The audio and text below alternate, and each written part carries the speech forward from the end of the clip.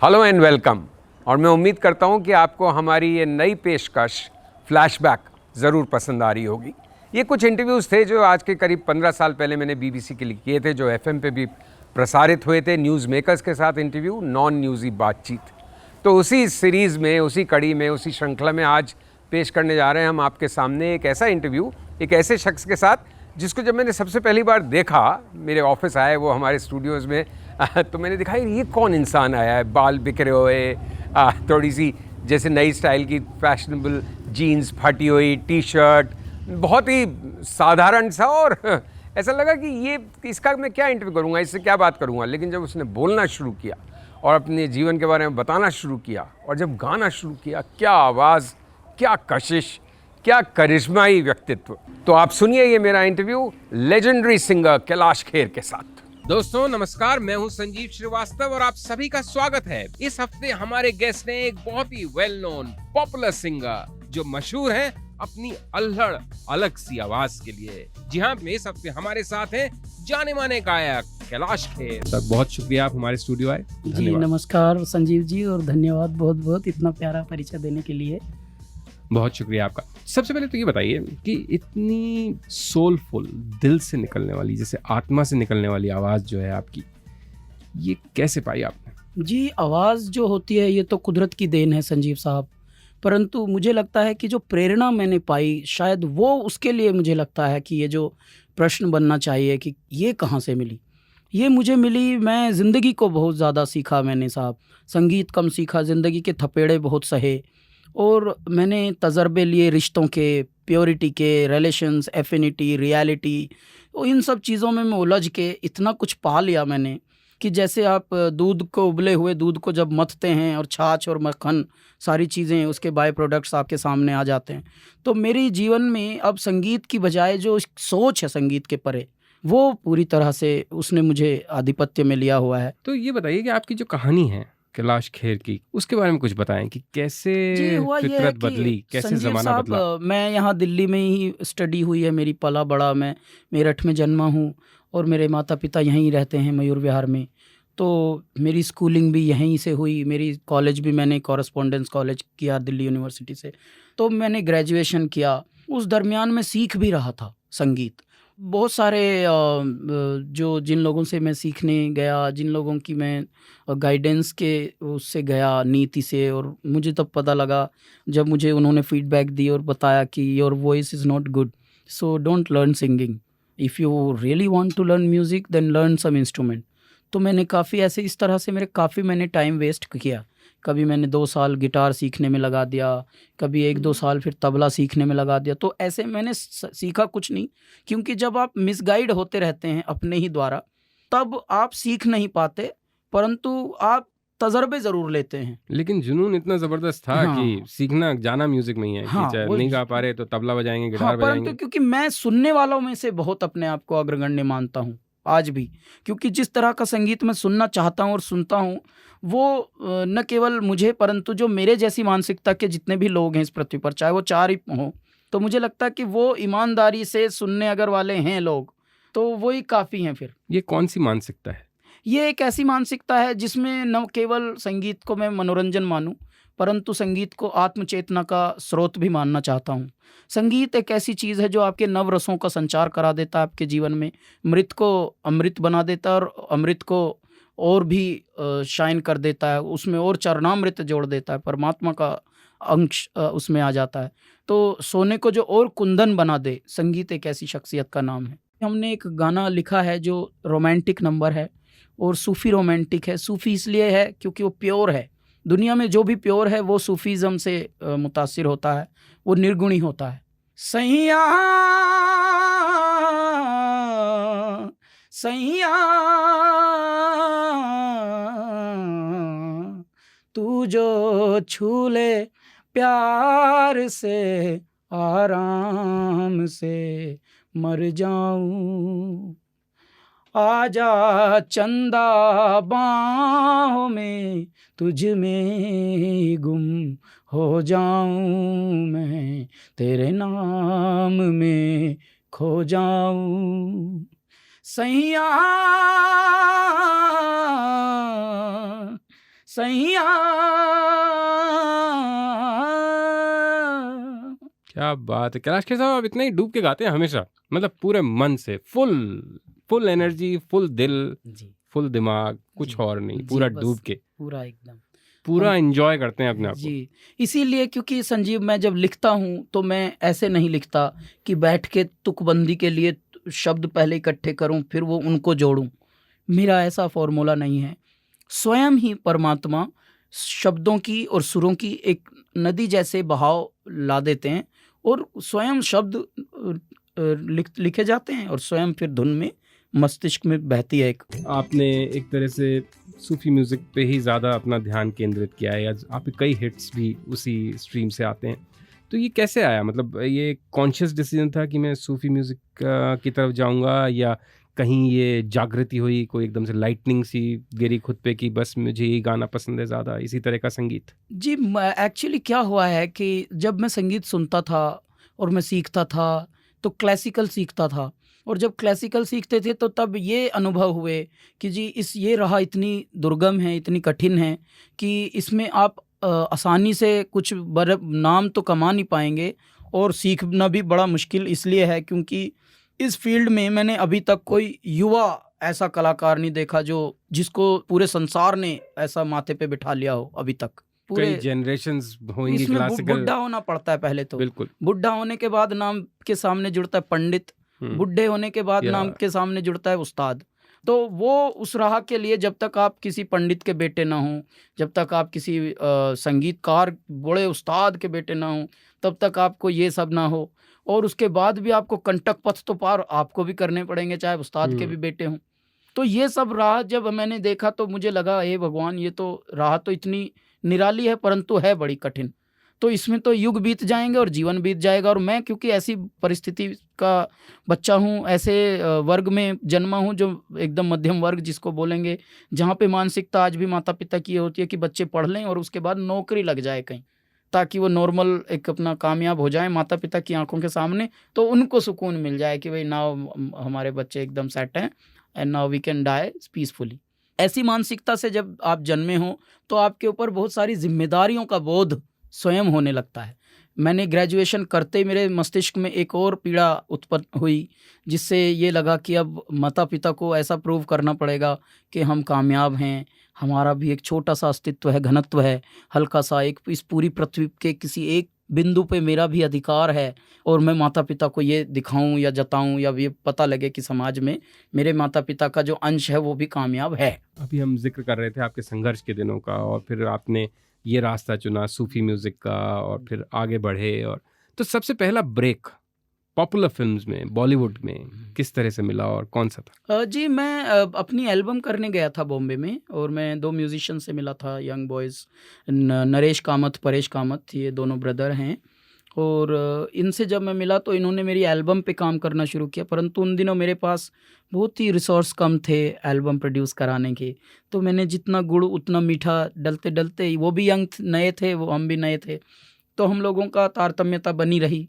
और बीच में हमने एक वर्ष रिकॉर्ड कर लिया, फिर से उन्हीं के स्टूडियो पे चीज़ पड़ी रही, मैं भी गोलमोल, मैं भी अचानक गायब। तो तब क्या हुआ कि बीच बीच में जब भी ये लोग मेरा वॉइस किसी को सुनाते थे, क्योंकि ये बॉम्बे बेस्ड हैं, तो मेरा वॉइस सब लोग सुनने लगे विद इन द इंडस्ट्री, कहीं कहीं कुछ लोगों को सुनने मिला, तो तब मेरा नंबर उन्होंने दिया और मुझे सबसे पहले एड जिंगल्स जो कमर्शियल्स होते हैं उसमें गाने मिला और मेरे फिर 2-3 ऐड जो शुरू किए थे वही बहुत पॉपुलर हुए विद इन द इंडस्ट्री। एक बात पता लग जाती कि यार whose voice is this man, very interesting voice, तो लोगों को पता लगा ये कोई नया लड़का है और आया है दिल्ली से और बहुत अच्छा गाता है और इस तरह का सब है। तो तब इस तरह से हमारे काम की शुरुआत हुई और जब तो विशाल पहला शेखर ने मुझे सुना मेरा इस तरह की आवाज़ को, और तब उन्होंने मुझे ट्रायल के लिए बुलाया था अल्लाह के बंदे गाने के लिए। वो मेरा पहला सोलो फिल्म का गाना था जो कि जब बाहर आया 1 साल बाद तो वो इतना पॉपुलर हुआ, इतना हिट हुआ, इतने उसे अवार्ड्स मिले, जिससे कि आज मैं जनमानस में एक थोड़ी सी पहचान बना पाया। आपको लगता था कि ये ऐसा रिजल्ट आएगा इस गाने का, अल्लाह के नहीं, बंदे आई का? Never thought of this, I never even thought that this song will come out once. आपको लगा बस रिकॉर्ड करके लोग भूल जाएंगे? हाँ, मुझे पक्का ऐसा ही लग रहा था because this song wasn't much exciting to me because मुझे लग रहा था यार एक गिटार के ऊपर एक फ़िल्म का गाना ऐसा कैसे हो सकता है? क्योंकि फ़िल्म में तो बहुत सारे म्यूज़िक बजते हैं और बहुत सारी ग्रैंडर होता है उसमें, तो बहुत ज़्यादा उसका बड़प्पन होता है, हीरो भी होते हैं उसमें। इसमें तो कोई अरशद वारसी नाम का है, पता नहीं वो हीरो है या क्या है? मुझे कुछ नहीं पता था, बिल्कुल आई वाज़ अनभिज्ञ, एकदम मैं अनजान था तो इस चलिए अरशद हम ये वारसी नाम से। गाना सुनवा सकते हैं हमारे सुनने वालों को? अल्लाह के बंदे हंस दे, अल्लाह के बंदे, अल्लाह के बंदे हंस दे, जो भी हो कल फिर आएगा। अब आपको दुनिया भी कामयाब मानती है, आप खुद भी एक लेवल पे शायद सेटल्ड महसूस करते होंगे पहले के मुकाबले कहीं ज़्यादा। बहुत ज़्यादा। जिंदगी एक्चुअली में कितनी बदली है इस स्ट्रगल और सेटल्ड फेज के अब दरमियान मैं हम देखें आपको तो? हैरानी की बात यह है संजीव साहब कि अब यही नहीं पता लगता कि बदली कितनी है, क्योंकि 4-5 साल से होश ही नहीं मिल रहा, हमें रेस्ट तलक करने में नहीं मिल रहा। जो लोग सोशलाइज़ करना चाहते हैं, डिनर पे बुलाना चाह रहे हैं, अब धड़ाधड़, जो पहले एक मतलब कई-कई साल जिन्होंने ये भी नहीं पूछा कि भैया कहीं है भी ज़िंदा या मर गया, तो वो अब काफ़ी डिनर-विनर पे बुलाने की इच्छा रखते हैं। पर अब देखो वक़्त का खेल कि अब डिनर का टाइम नहीं है। अब सही बात है। परमात्मा ने डिनर की ऑफ़रें भेजनी शुरू की, तो बिज़ी किया हुआ है उधर बहुत ज़्यादा। और इतना ज़्यादा बिज़ी किया हुआ है कि अभी हमको फ्रेंच एम्बेसी में डिनर पे इनवाइट किया गया, जिसमें अमिताभ बच्चन साहब को एक अवार्ड दिया था फ्रेंच एम्बेसी ने अभी। तो एक डिनर उनके उसमें उपलक्ष्य किया था उन्होंने उनके सम्मान में।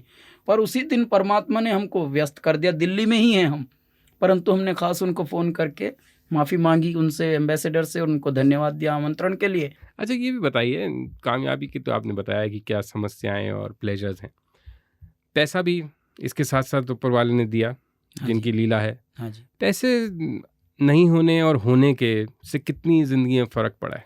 जी, ये बहुत फ़र्क पड़ता है क्योंकि जब आप लल्लू होते हैं और लाला राम होते हैं, इन दोनों का जो अंतर है लल्लू और लाला राम का, ये बहुत बड़ा है। क्योंकि आप यदि लाला राम बन जाएँ, बचपन से आप लल्लू लल्लू कहलाते आए हों, आज आप सेठ लाला राम, सेठ लाला राम, तो सेठ तो मतलब स्वयं जुड़ गया और लल्लू जो थे वो अब लाला राम हो गए हैं। तो एक तो सबसे पहली बात तो सम्मान आपका हृदय में लोगों के जन्मा। स्वयं मात्र आपकी गाड़ी, आपका नाम, आपकी बकवास, जितनी भी मायावी शक्तियाँ आपके इर्द-गिर्द आ गई हैं, उन्हीं से आपको सम्मान मिलना शुरू हुआ पहले तो। तो ये जो एक खौफ दुनिया के सामने पैदा हो जाता है बेवजह का, बड़ी गाड़ी से आप उतरे, अचानक ड्राइवर ने आके दरवाज़ा खोला और बड़ी सारी चीज़ें, जो टेरर सा एक अराउंड आपके ऑरा के अराउंड हो जाता है, उससे संसार देखने वाले जो हैं वो वैसे ही डरे-डरे से रहते हैं फिर। और अभी आप तो आ आपने जाएँ ये साइकिल पे सब चढ़े हुए और अचानक मैं आ जाऊँ साइकिल पे चढ़े हुए और घंटी बजा के पूछें, जी संजीव श्रीवास्तव जी यहीं रहते हैं क्या? हमको जी इंटरव्यू कराना था उनसे अपना। तो ज़िंदगी में कि कौन? अरे यार इसका बताओ, पता नहीं कैसे पागल आदमी, इसको एंट्री किसने दी? तो ये दुनिया में एक तो अब चीज़ बदली है। अब स्वयं बुलाया गया है, ससम्मान आए हैं। यही बस परमात्मा की एक लीला है।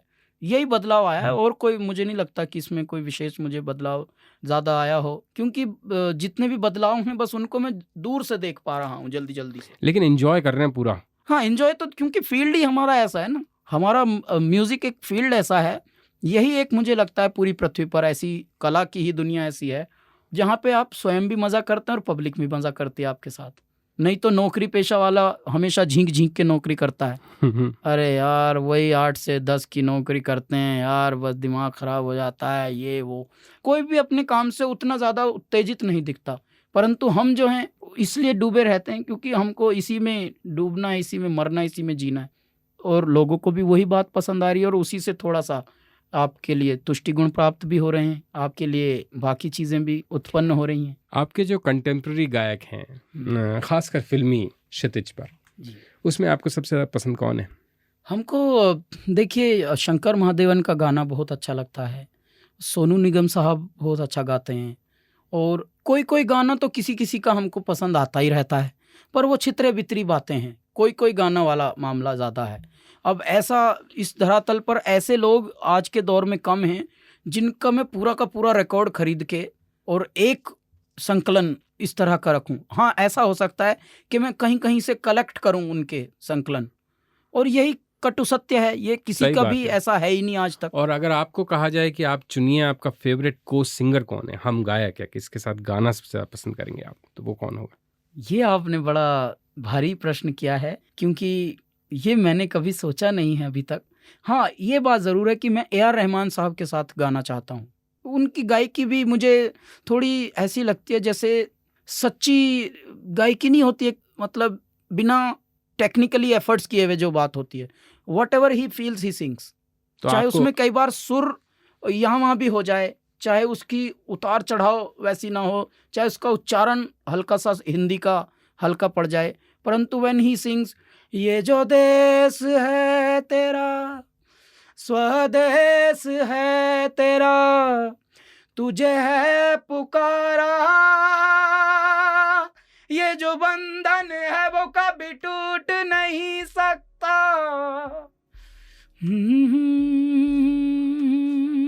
तो आइडेंटिफाई कर सकते हैं हम उनसे, वो भी कुछ उसी तरह से जुनून में गाते हैं। हाँ, मुझे मतलब ऐसा इस तरह की गायकी के लोग बहुत मुतासिर करते हैं जो थोड़ा हट जाते हो संसार से और उसमें विलीन हो जाने जैसी शक्ति दिखती हो जिनके गाने में, वैसा मुझे, क्योंकि मेरा बचपन से इस शौक थोड़ा उल्टा पुल्टा रहा साहब, तो माफ़ी चाहता हूँ। फिल्में, भारतीय फिल्में, क्योंकि आप म्यूज़िक के इतने प्रशंसक रहे हैं, इतने शौकीन रहे हैं, फिल्मों का भी कुछ शौक कभी रहा होगा। आपके नज़दीक सबसे ज़्यादा कौन सी फिल्म है, आपको सबसे ज़्यादा कौन सी फिल्म पसंद आई है, या जी, फिल्में? मैंने फ़िल्में बहुत कम देखी हैं और ये मेरा दुर्भाग्य है कि मुझे कम फ़िल्में देखने मिली बचपन से ही, क्योंकि उस वो शौक इसलिए नहीं डेवलप हो पाया क्योंकि मैं अब तक तो जूझता रहा कामयाबी के लिए, और इस दरमियान मैं क्योंकि बचपन से ही 12 वर्ष की आयु में मैंने घर छोड़ा था दिल्ली में, मैं अकेला ही भटकता रहा, अलग-अलग जगह पे मैं रहा। मैंने तकरीबन 26 साल की उम्र तक, अब मैं 32 का हूँ, 26 साल की उम्र तक मैंने तकरीबन 20-22 घर बदल लिए थे दिल्ली में। तो मैं क्योंकि इतनी उलझनों में अपनी उलझा रहा कि ना फ़िल्में देखने को मौका मिला कभी, ना कार्ड्स खेलने को, ना क्रिकेट देखने को, ना कुछ, तो मुझे बाकी कुछ नहीं पता दुनिया में, बाकी संसार कैसे चलता है, कैसे जीते हैं, लोगों के शौक क्या होते हैं, you know how people celebrate their Diwali to play with gamble and all, ये मुझे अब पता लगा, क्योंकि now people count me in high society. तो I am surprised also that, क्योंकि वो भी मैंने तो अपने आप को कहीं ऐसा डिज़ाइन किया नहीं ख़ास कि मैं खुद ऐसा डिज़ाइन हो जाऊं, पर now people only have like started calling me in that level. मैं थोड़ा हैरान भी होता हूं कि वाह मैन, देखो जब वक्त बदल जाता है तो लोग ऐसे, लोगों का सोच बदल जाती है तो आपकी तरफ। बदलते वक्त के साथ आप कितना बदले हैं?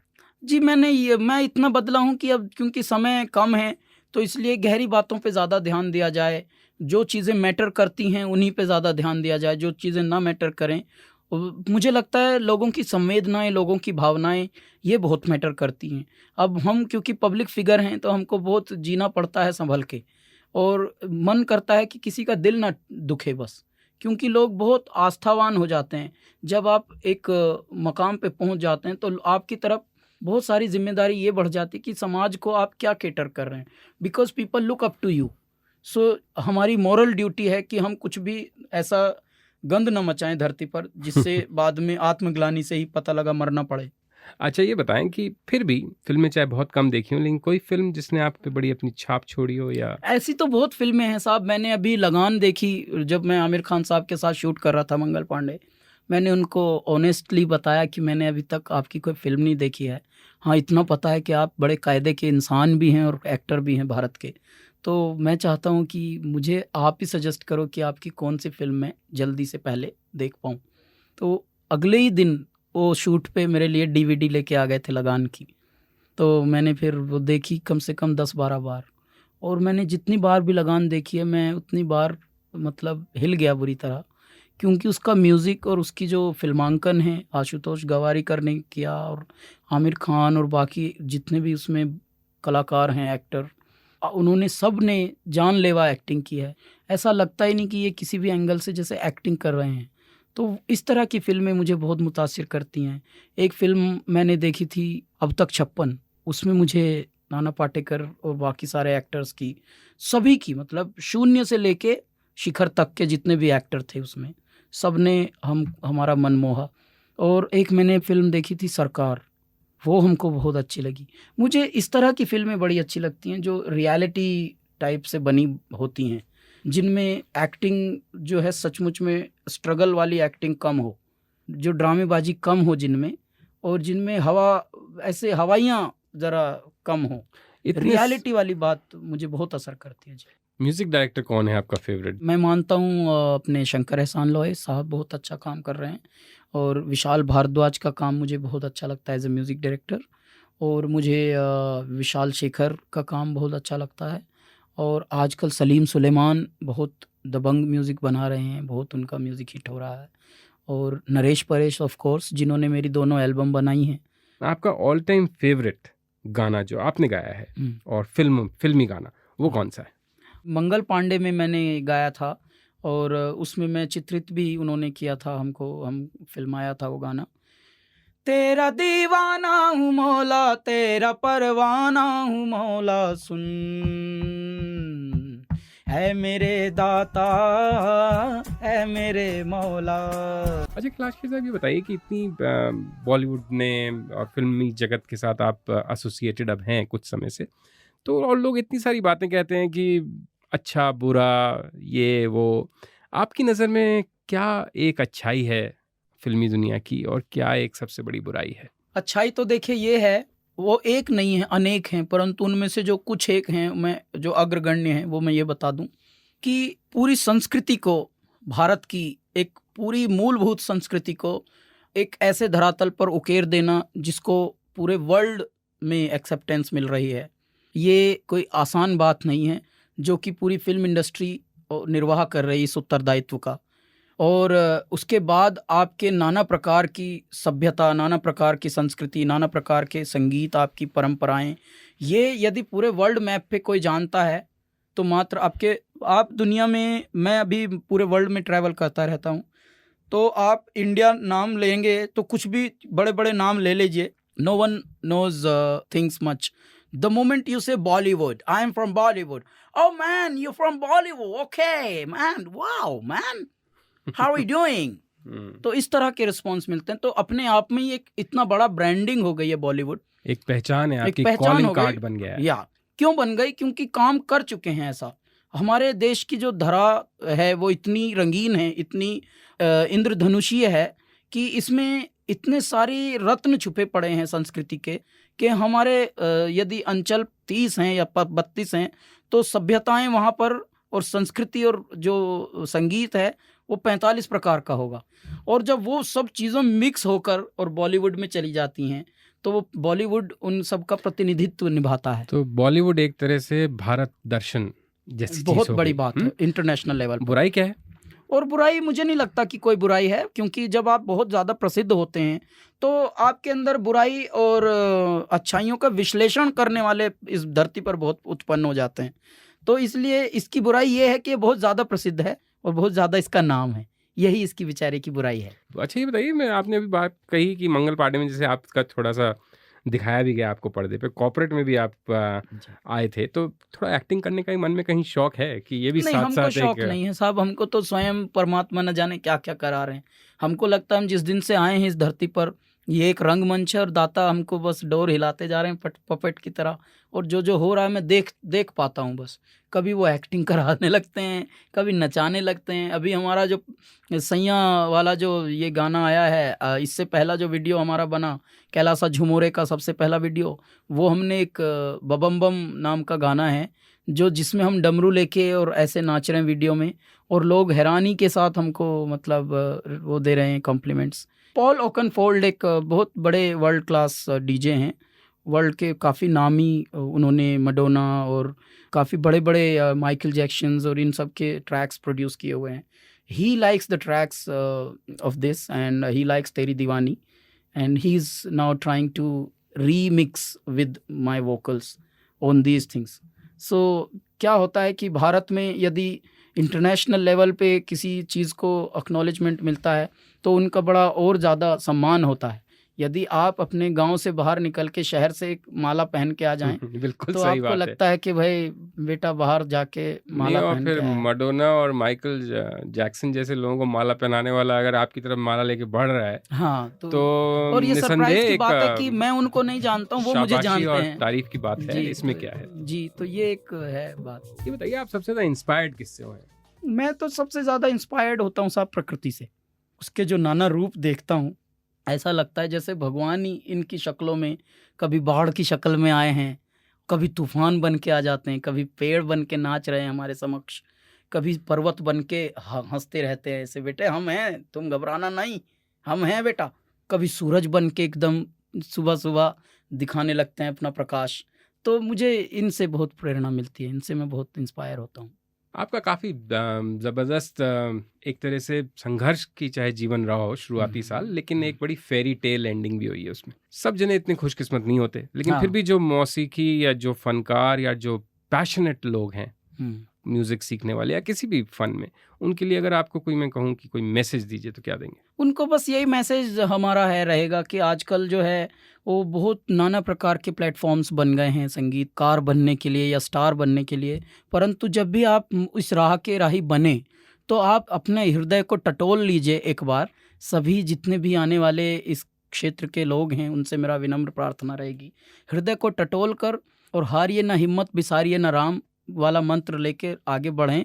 परंतु जेल वेल लगा के मात्र आपको लगे कि अचानक जेल लगा लो और थोड़ा ये शर्ट पहन लो कटी फिटी जीन्स वीन्स और इस तरीके से जरा थोड़ा ये man yo brother yo man how you dude man how you doing, ये सब बोलने मात्र से कभी गायक बनना या स्टार बनना ये सब जरा हल्की बातें मुश्किल है। तो बहुत गहराई की ज़रूरत है। मतलब मेरे ख्याल से जो दाना मिट्टी में गलता है एक दिन वही फलता है, तो पहले गलना ज़रूरी है। बच्चा भी जब पढ़ता है पहले पूरा साल फिर एग्ज़ाम देता तब रिज़ल्ट आता है, तब वो नेक्स्ट ईयर में जाता है, तो भी वो ऐसा नहीं कि सीधा ग्रेजुएट हो जाता हो एक ही साल में। तो ये पौड़ी पौड़ी चढ़े बिना मंजिल को कैसे पावे वाली लाइन है, और ये लाइन बड़ी गारत होने की लाइन है। इसमें मरना पड़ता है, गलना पड़ता है साहब, तबाह होना पड़ता है, इसमें जूते खाने पड़ते हैं वक्त के, और मतलब थपेड़े खाने पड़ते हैं बहुत ज़्यादा। यही एक लाइन है जो तपिश के साथ मिलती है, अन्यथा आपको पहले से सेट हो जाते हैं। अब डॉक्टर बनना पहले से माँ बाप सेट कर दें, अगर चुन लें कि मेरा बेटा इंजीनियर बनेगा तो वो पहले से आपको पढ़ाएंगे, साइंस दिलवाएंगे।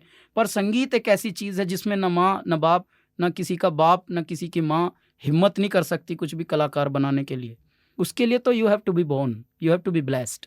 तो इसके लिए बस यह है कि परमात्मा का एक ध्यान और निष्ठा से अपना काम, और ज़रा हल्के हल्के चल के ज़रा ज़मीन पर रह के काम हो तो आर्टिस्टिक मंजिल जो हैं वो जल्दी मिल जाती हैं। बहुत अच्छी बात कही है आपने कि मन को टटोले कि बराबर संघर्ष कर रहा है कि नहीं, और दूसरी शायद जो आप बिल्कुल साफ नहीं कह पाए, मन में ये भी टटोल के देखे कि दरअसल उसके पास वो सामान भी है कि नहीं। बस हाँ, कहीं बिना सौदे के ही तो नहीं भाग रहा बेचने कहीं हवाई बेच रहा एक बस और बात, क्योंकि इतने ज़बरदस्त गायक हैं और इतनी शोहरत हासिल करी है और कई दीवाने किस्म के फैंस भी होते होंगे, तो सबसे दीवाना फ़ैन कौन सा मिला है आज तक? एक हमको ऐसी लड़की मिली जो पहली बार हम हैरान हो गए।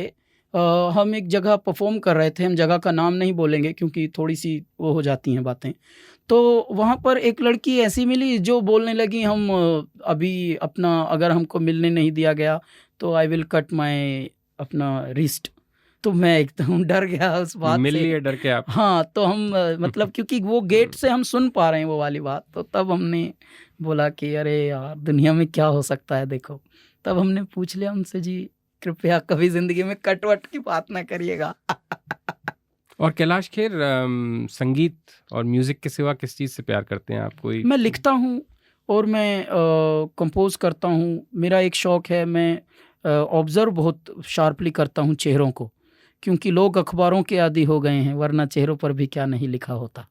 तो मैं अपने शौक के लिए चेहरे बहुत ऑब्जर्व करता हूँ। कितने लोग हमें मिलते हैं, तो आप मेरे चेहरे पे बताइए क्या लिखा हुआ है। मैंने कहा जी आप उल्लू हैं, क्या आप एक्सेप्ट करेंगे इस फैक्ट को? नहीं करेंगे, आप जूता निकाल के अभी चढ़ेंगे हमारे सर पे। तो इसलिए ज़िंदगी में दोबारा ना पूछिएगा ये बात। तो हम ऐसे बोल के एक दो बार ऐसे पोपट करके अपने आप को निकल भी चुके हैं। बाद में वो लोग, यार कैसा इंसान है यार, अच्छा बोलें इसको या बुरा बोलें समझ ही नहीं आ रहा है यार, ये तो बड़ा मुंहफट है और बड़ा बेबाक है, बड़ा बदतमीज भी है। वैसे मुंहफट होने के कई फायदे तो हैं। नहीं, फायदे नुकसान तो जीवन पूरे के ही हैं साहब। आप सुबह से लेके शाम तक जितनी आपके जीवन की गतिविधि होंगी, दिनचर्या होंगी, कुछ ना कुछ फायदे नुकसान, ये तो संसार का नियम है साहब। कितना सोचते हो फायदे नुकसान के इस बारे में? हम सोचते नहीं, यदि मैं सोचता तो मैं सोच सोच के ही बोलता। आप देख रहे हैं, आप सोच के बोल रहे हैं, मैं नहीं बोल रहा हूँ संजीव जी। मैं तो नदी की तरह, भगवान जब तक हमको सांस दिए हुए हैं, बस हम समर्पण हैं, हमारा पूरा समर्पण है आप लोगों के लिए, संसार के लिए। मुझे लगता है कि परमात्मा ने यदि टैलेंट दिया होता है किसी को तो जिम्मेदारी भी दी होती है कि अब इसका दुरुपयोग ना करना, हमने नागमणि दी है भैया तेरे को, क्योंकि फिर आदमी गारत होने लगता है साहब, वहीं से उसका पतन शुरू हो जाता है। तो मुझे तो और ज़्यादा बल्कि लगता है कि हे परमात्मा दिया भी तो ऐसा दिया कि बस अब जिम्मेदारी में ही बांध दिया पूरी तरह। इनका हम जान गए बाबा तुम्हारी लीला को। तो ये तो बड़ी ट्रेजेडी हुई कैलाश साहब कि पहले तो इतने साल तो संघर्ष में निकाले और बाकी साल जिम्मेदारी में। ट्रेजेडी नहीं साहब, ये सत्य है, यही जीवन का पूरा निचोड़ है। आप क्या बात कर रहे हैं? अब हंस के लीजिए या रो के लीजिए, हम इसको हंस के लेते हैं क्योंकि हम जानते हैं अपने परमात्मा को कि वो लीलाधारी हैं, वो ड्रामा करते हैं, वहीं से देख देख के हंसते रहते हैं कि देख बेटा देख, तुझे ये चाहिए था तो ये भी दिया, लेकिन ये तो पूरा पैकेज के साथ मिलता है। कैलाश खेर साहब, इतने आपने दिल खोल के हमसे बातें करी, अपनी मन की बातें शेयर करी, जिस तरह से आप प्रकृति की बात कर रहे थे, नेचर की, कभी पहाड़ बन के आपके सामने उपहास कर रही है, हंसी उड़ा रही है, कभी बाढ़ बन के डरा रही है, कभी तो उसी तरह से आपकी भी अलग अलग मुद्राएं हमने देखी इस इंटरव्यू के दौरान और हर मुद्रा का पूरा आनंद लिया और उम्मीद करता हूँ कि सुनने वालों को भी उतना ही मजा आया होगा। कैलाश खेर, आप आए, हमसे बात करी, आपका बहुत बहुत शुक्रिया। Thank you so much Sanjeev साहब।